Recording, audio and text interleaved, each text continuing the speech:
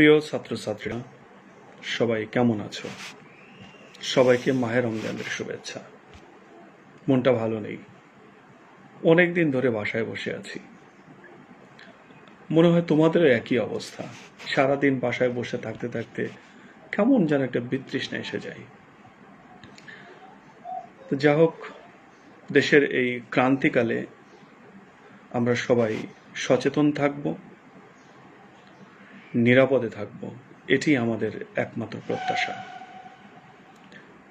সবাই বাসায় থাকবে, বিনা কারণে তোমরা বাইরে বের হবে না, নিরাপদে থাকবে। তোমাদের তৃতীয় বর্ষের পরীক্ষা শেষ হওয়ার পর চতুর্থ বর্ষের ক্লাস আরম্ভ হওয়ার কথা ছিল আরো অনেক আগেই। কিন্তু দেখো, এই মহামারী করোনা ভাইরাসের কারণে আমরা তোমাদের শ্রেণীকক্ষেও আনতে পারছি না, আমরাও বেরোতে পারছি না, আমরাও যেতে পারছি না। তো কবে এই মহামারী শেষ হয় সেটা আমরাও নিজেরাও জানি না। তো যখন এই মহামারী অবস্থা কেটে যাবে, যদি আল্লাহ আমাদেরকে বাঁচিয়ে রাখে, তোমাদের খুব দ্রুতই পরীক্ষার দিকে হয়তো বা ধাবিত করতে পারে জাতীয় বিশ্ববিদ্যালয় কর্তৃপক্ষ। যে কারণে আমাদের এই সময়ের পড়াশোনা নিয়ে আসলে সবাই আমরা খুব একটু উদ্বিগ্ন রয়েছি। কিভাবে সেশন কভার করা যাবে, সিলেবাস কভার করতে হবে, এই নিয়ে আমাদের একটু দুশ্চিন্তা রয়েছে প্রিয় ছাত্রছাত্রীরা। যে কারণে আমাদের মোহাম্মদপুর কেন্দ্রীয় কলেজের মাননীয় অধ্যক্ষ মহোদয় প্রফেসর সৈয়দ জাফর আলী স্যার আমাদেরকে আদেশ দিয়েছেন তোমাদেরকে এই ভার্চুয়াল ক্লাসের মাধ্যমে পড়াশোনায় একটু জড়িত রাখা। তোমরা যেন হতাশ না হয়ে যাও, এই সময়টা তোমরা একটু পড়াশোনার সঙ্গেও তোমরা একটু পার করতে পারো, তার জন্যই আমরা এই ক্ষুদ্র প্রয়াসটুকু নিয়েছি। তোমরা বিভিন্ন পত্রপত্রিকার মাধ্যমেও তোমরা দেখো, ভার্চুয়াল মিডিয়ার মাধ্যমে তোমরা দেখো, সকল শিক্ষা প্রতিষ্ঠান আজকে বন্ধ। লক্ষ লক্ষ কোটি কোটি শিক্ষার্থীদের শিক্ষা জীবন নিয়ে আমরা অনিশ্চয়তার মধ্যে পড়ে গিয়েছি। আমাদের শিক্ষা গ্রহণ করতে হবে, যে কারণে আমরা এই অবস্থায় আসলাম। সবার তৃতীয় বর্ষের পরীক্ষা ভালো হয়েছে এই প্রত্যাশা আমার আছে, এটা ব্যক্ত করি। তোমরা সবাই ভালো পরীক্ষা দিয়েছ। প্রিয় ছাত্রছাত্রীরা, তোমাদের চতুর্থ বর্ষে মোট কোর্স 10টি।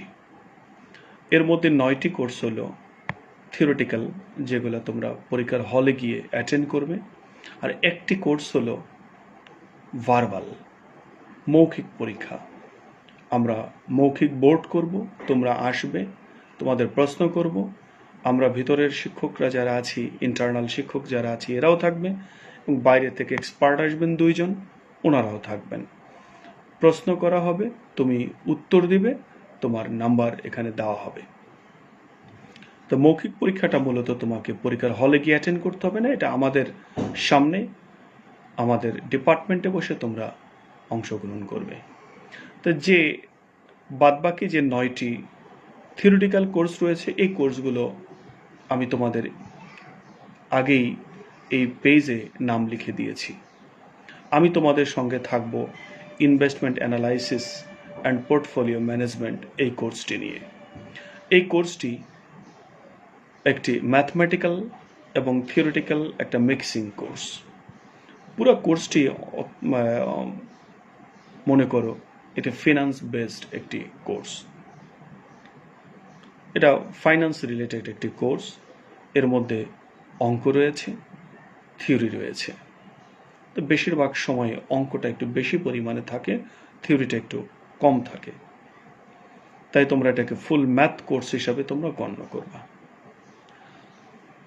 তো এই কোর্সের নাম হলো বিনিয়োগ বিশ্লেষণ ও পোর্টফোলিও ব্যবস্থাপনা। বিনিয়োগটা কি আগে আমরা এটা একটু বুঝবো, জানবো। বিনিয়োগটা কি? বিনিয়োগটা হলো যে আমরা যা আয় করি, আয়ের সবটুকু আমরা খরচ করি না বা ভোগ করি না, কিছু অংশ আমরা ভবিষ্যৎ ভোগের জন্য রেখে দিই। এই ভবিষ্যৎ ভোগের জন্য আমরা আয়ের যে অংশটা রেখে দিই তাকে আমরা বলবো সঞ্চয়। এভাবে ক্ষুদ্র ক্ষুদ্র ক্ষুদ্র ক্ষুদ্র সঞ্চয় যখন আমরা ক্ষুদ্র ক্ষুদ্র সঞ্চয় যখন সঞ্চিত করতে থাকবো, একটা সময় দেখা যাবে এই সঞ্চিত অর্থের পরিমাণ অনেক বড় হয়ে যায়। একটা বড় ভলিউমে আমার টাকা সঞ্চয় হয়ে যায়। যখন ভলিউমটা একটু বড় হয় বা ফিগারটা একটু বড় হয়, সঞ্চয়ের পরিমাণটা বড় হয়, তখন আমরা এই সঞ্চিত অর্থগুলো কোনো একটি নিরাপদ জায়গাতে আমরা বিনিয়োগ করতে পারি অধিক আয়ের আশায়। তাহলে আমরা বলতে পারি আমাদের সঞ্চিত অর্থ অধিক আয়ের আশায় আমরা যেখানে টাকাটা ইউজ করব সেই অবস্থাটাকে আমরা বলবো বিনিয়োগ। বিনিয়োগের সংজ্ঞাটা আমরা দুইভাবে দিতে পারি। অ্যাকাউন্টিং এর দিক থেকে বিনিয়োগের সংজ্ঞাটা একরকম, ফাইন্যান্সের দিক থেকে বিনিয়োগের সংজ্ঞাটা একরকম। অ্যাকাউন্টিং এর দিক থেকে বিনিয়োগ বলতে বোঝানো হয় কোনো সম্পদ ক্রয় করা, মেশিন কেনা, বিল্ডিং কেনা, জমি কেনা ইত্যাদি জিনিসগুলোকে আমরা বিনিয়োগ বলে থাকি। ফাইন্যান্সের দিক থেকে বিনিয়োগ বলবো যে আমরা আমাদের সঞ্চিত অর্থগুলো আমরা শেয়ার মার্কেট, ক্যাপিটাল মার্কেটে, স্টক মার্কেটে গিয়ে আমরা আমাদের টাকা দিয়ে শেয়ার কিনবো, ডিবেঞ্চার কিনবো, বন্ড কিনবো, অপশন কিনবো, কন্ট্রাক্টস কিনবো, এই বিভিন্ন ধরনের জিনিসপত্র আমরা কিনতে পারি। এই ধরনের ইনস্ট্রুমেন্টগুলোকে ফাইন্যান্সিয়াল ইনস্ট্রুমেন্ট বলা হয়। আর ফাইন্যান্সিয়াল ইনস্ট্রুমেন্ট ক্রয় করার জন্য আমরা যা খরচ করব, যা ব্যয় করব, সেগুলোকে আমরা বিনিয়োগ বলবো। তো এই বিনিয়োগ বিশ্লেষণ অ্যান্ড পোর্টফোলিও ব্যবস্থাপনা বা বিনিয়োগ বিশ্লেষণ এবং পোর্টফোলিও ব্যবস্থাপনা এই কোর্সের মধ্যে যে চ্যাপ্টারগুলো রয়েছে এর মধ্যে দ্বিতীয় চ্যাপ্টারটি হলো ইনভেস্টমেন্ট, মানে বিনিয়োগ। আমি বিনিয়োগ নিয়ে কিছু কথাবার্তা বলবো। একটু আগে আমরা বলেছি বিনিয়োগটা কি, যে আমাদের সঞ্চিত অর্থ আমরা কোনো এক জায়গাতে বেশি আয়ের আশায় আমরা ইউজ করব, এটি আমরা বিনিয়োগ বলবো। ধরো তোমার কাছে 10,000 টাকা আছে, এই 10,000 টাকা তোমার ভবিষ্যতে প্রয়োজন হবে, তবে এখন নয়, এটা দরকার হবে এখন থেকে ধরো 3 মাস পর। তাহলে এই 10,000 টাকা তোমার 3 মাস পরে দরকার হবে, কিন্তু এখন তোমার কাছে আছে, তুমি টাকাটা কি করবা? কেউ আছে আমি শুধু ব্যাংক অ্যাকাউন্টে ফেলে রাখি, বা আমার ট্রাঙ্কের মধ্যে আটকায় রাখতে পারি, বা আলমারির মধ্যে আটকায় রাখতে পারি। এই বিভিন্ন কাজ আমরা করতে পারি। তো এইগুলো না করে যদি আমরা একটা কাজ করতে পারি, যে এই 10,000 টাকা দিয়ে আমি শেয়ার মার্কেট থেকে 10,000 টাকার শেয়ার কিনে রাখলাম, 3 মাস পরে যখন আমার টাকার প্রয়োজন পড়বে তখন আমি এই শেয়ারগুলো বিক্রি করে দিয়ে তৎক্ষণাৎ টাকাটা কালেকশন করে এনে আমি আমার কাজ করতে পারবো। তো ক্যাপিটাল মার্কেট বা শেয়ার মার্কেট হলো এমন একটি জায়গা যেখানে তুমি তোমার প্রয়োজন অনুযায়ী তোমার যে কোনো সময় তোমার প্রয়োজনীয় টাকা তুমি কালেকশন করতে পারবা তোমার শেয়ার বা ডিবেঞ্চার বিক্রি করে দিয়ে। শেয়ার যে কোনো সময় বিক্রি করা যায়, তো বিক্রি করে দিয়ে তুমি তোমার প্রয়োজনীয় টাকা তুমি ওখান থেকে কালেকশন করে নিতে পারো।